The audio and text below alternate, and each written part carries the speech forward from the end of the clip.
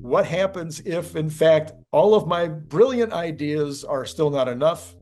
What happens in terms of I can't get a job, there's just no more jobs?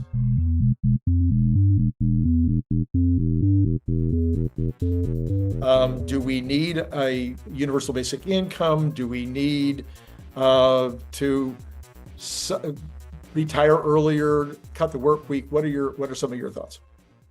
Yeah, the short answer is unless you want wars and riots, then you need to feed the people. And in order to feed the people, you need to give them money. Or, a job, either, money or means to make money themselves, a job, or just money. And the cool thing is, I think, as I look at this, we're going to have such deflation from the technology that maybe the money printing that happens is not as inflationary as it would otherwise be. Right. And therefore, it's okay. So I do want to disabuse people of the notion that even though your budget is going to be way different, just like it already is. If you go back and look at the percentage of what you spent on food in the 50s versus the percentage that you spend on food now, it's dropped dramatically. Same thing for clothing, same things for even your vehicular travel, your cars. All of that has decreased a ton. Obviously, your television set is way less expensive and you get way more TV. Millions of those kind of examples.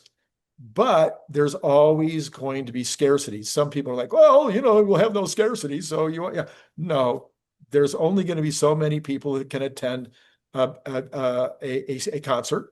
There's only so many people. There's only so many places you can put a house next to the beach. And you can just go down the list. Only so many diamonds. So there's still going to be scarce things that people will want to earn money more than just some basic income in order to acquire those scarce resources. A scarce resource might be going to Venice. It may be a time resource as well as a financial resource where you have to do it 2 years in advance and pay a huge amount of money in order to be able to go to Venice. That's right. Yeah, all those things that we can't make more of, print more of, should become a whole lot more valuable in a deflationary world. It's interesting on the real estate topic. I was having a conversation with somebody recently about that. And it's interesting because as we drive down the cost of labor and the cost of transportation, the cost of materials, in theory, making new houses should be way cheaper than the current cost of any house. Absolutely. So therefore, the current value of any house should go way down. Now, it depends on where the house is located. And you say, okay, well, there's only so much beachfront. Well, is there? Look at Dubai. Yeah. Look at Monaco. They just added onto their coastline.